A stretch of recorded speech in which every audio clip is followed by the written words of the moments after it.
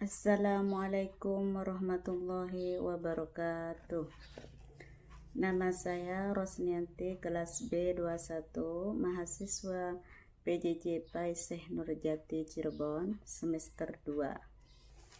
Kali ini saya akan menjelaskan dasar pokok usul at-tarbiyah, yaitu Al-Quran, As-Sunnah, Sirah Sahabat, kesungguhan para ulama muslim.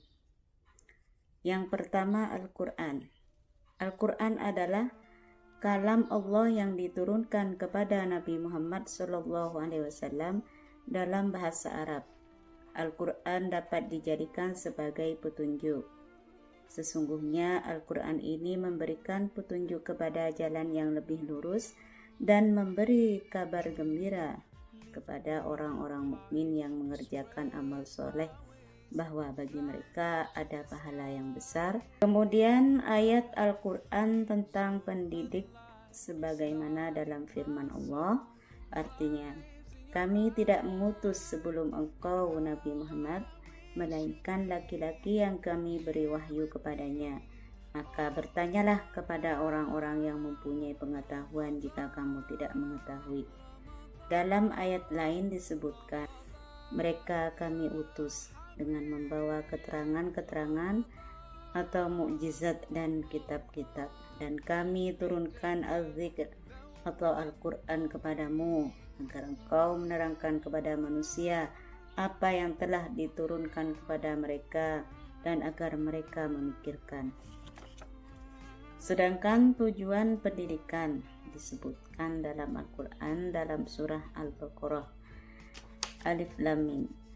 Kitab Al-Quran ini tidak ada keraguan padanya, petunjuk bagi mereka yang bertakwa, yaitu mereka yang beriman kepada yang gaib, melaksanakan sholat dan menginfakkan sebagian rezeki yang kami berikan kepada mereka, dan mereka yang beriman kepada Al-Quran yang diturunkan kepadamu Muhammad dan kitab-kitab yang telah diturunkan sebelum engkau, dan mereka yakin akan adanya akhirat.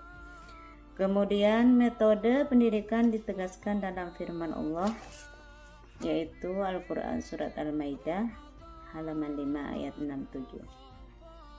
Wahai Rasul, sampaikanlah apa yang diturunkan Tuhanmu kepadamu.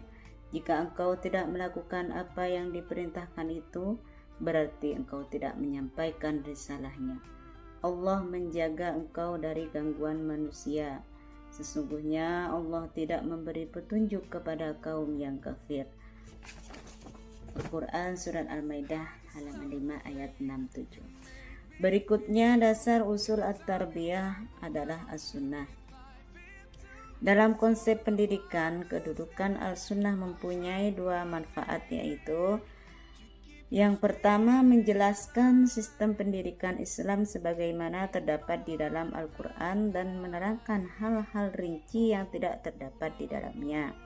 Yang kedua, menggariskan metode-metode pendidikan yang dapat dipraktekkan. Dan dasar As-Sunnah tentang materi pendidikan yaitu, didiklah anak-anak kalian dengan 3 macam perkara, yaitu mencintai Nabi kalian dan keluarganya, serta membaca Al-Quran.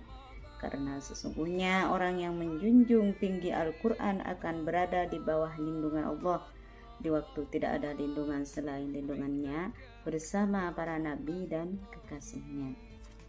Berikutnya tujuan pendidikan, sebagaimana dalam hadis Nabi, yaitu jadilah orang yang berilmu atau pandai, atau orang yang belajar, atau orang yang mendengarkan ilmu, atau yang mencintai ilmu.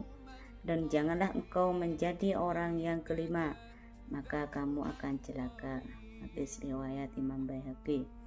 Barang siapa yang menghendaki kebaikan di dunia, maka dengan ilmu. Barang siapa yang menghendaki kebaikan di akhirat, maka dengan ilmu. Barang siapa yang menghendaki keduanya, maka dengan ilmu. Hadis riwayat Imam Bukhari dan Muslim. Sumber ketiga, sirah dan atsar sahabat. Yang pertama, atsar yaitu perkataan, perbuatan dan sikap para sahabat. Atsar dapat dijadikan sebagai pegangan Karena Allah Subhanahu wa taala berfirman dalam Quran surat At-Taubah ayat 100 yang artinya, "Hai orang-orang yang beriman, bertakwalah kepada Allah dan hendaklah kamu bersama-sama dengan orang yang benar." Yang kedua, maksud kalimat dari orang yang benar pada ayat itu adalah para sahabat Nabi Muhammad SAW.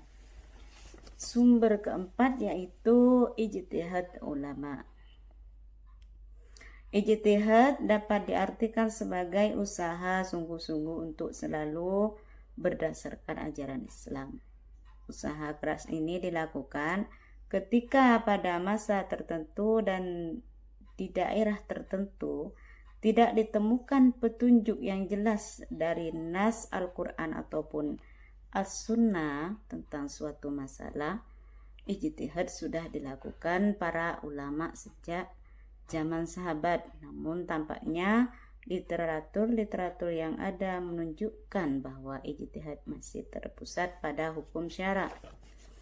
Ijtihad dalam bidang pendidikan sangat penting untuk mengimbangi ijtihad dalam bidang fikih. Ijtihad dalam bidang pendidikan semakin perlu sebagaimana dilakukan para fuqaha, sebab ajaran Islam hanya mengatur hal-hal yang pokok saja. Ijtihad boleh dilakukan didasarkan pada hadis Rasulullah SAW yang diriwayatkan oleh Bukhari, Muslim, dan Amr bin As yang artinya, apabila hakim telah menetapkan hukum kemudian dia berijtihad dan ijtihadnya itu benar, maka baginya 2 pahala. Akan tetapi apabila ia berijtihad dan ternyata ijtihadnya salah, maka baginya 1 pahala. Sekian, terima kasih. Wassalamualaikum warahmatullahi wabarakatuh.